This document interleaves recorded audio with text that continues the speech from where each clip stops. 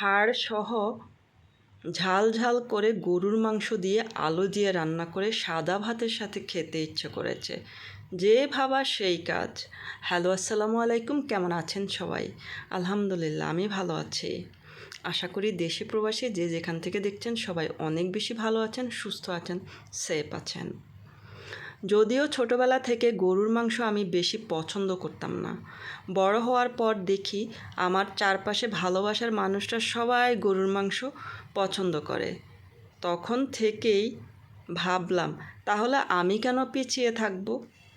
আমি গরুর মাংসের মধ্যে টেস্ট খোঁজা শুরু করলাম। আর এখন আমার গরুর মাংসই প্রিয় হয়ে গেছে। গরুর মাংসই কেন খেতে এত বেশি ভালো লাগে, এত মাংস থাকার পরেও, মুরগি এত পদের মুরগি থাকার পরেও। কয়েকদিন পর পর সাদা মাংসের সাথে সাদা ভাতের সাথে গরুর মাংস খেতে না পারলে ভালো লাগে না, মনে হয় পেটই ভরে না। মানুষ পরিবর্তনশীল, রুচিও পরিবর্তনশীল।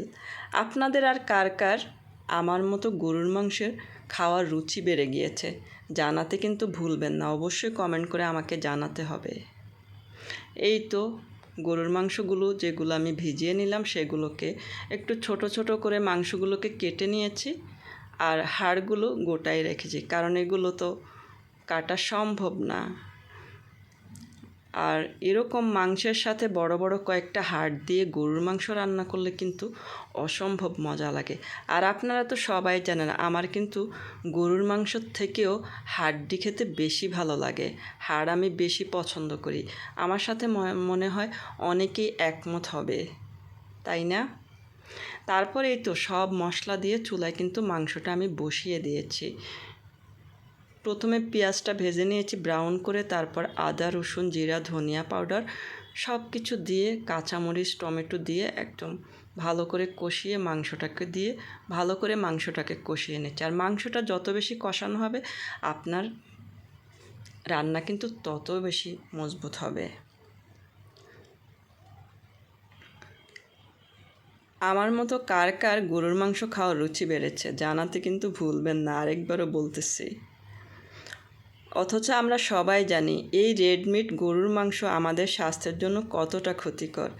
তারপরও ফেভারিট খাবারের লিস্টে এই রেড মিট সবার আগে, তাই না? কেউ যদি জিজ্ঞাসা করে মাংসের মধ্যে কোনটা আপনার পছন্দ, বেশিরভাগ মানুষই গরুর মাংসই বলবে। এই তো সাথে কিছুটা আলু দিয়ে দিলাম, কয়েকটা রসুনের কোষ চামড়া ফেলে দিয়ে দিলাম। এরপরে গরম মশলা দিয়ে দিয়েছি।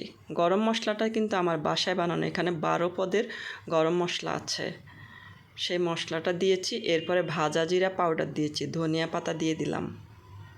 খাবারটা খুব লোভনীয় লাগছে, তাই না?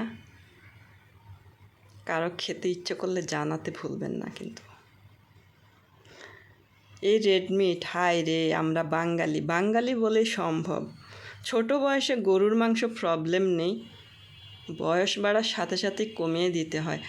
আর আমার তার উল্টাটা, ছোটোবেলায় খাইনি, এখন বয়স বাড়ার সাথে সাথে এইটাই ফেভারিট লিস্টে হয়ে গেছে। কেমন লাগে বলেন?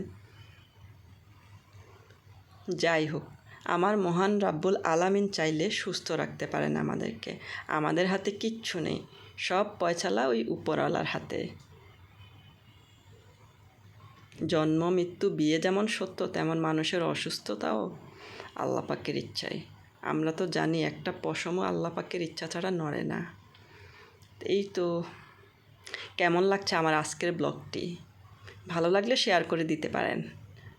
আর ভিডিও শুরুতে একটা লাইক তো দিতেই পারেন, তাই না?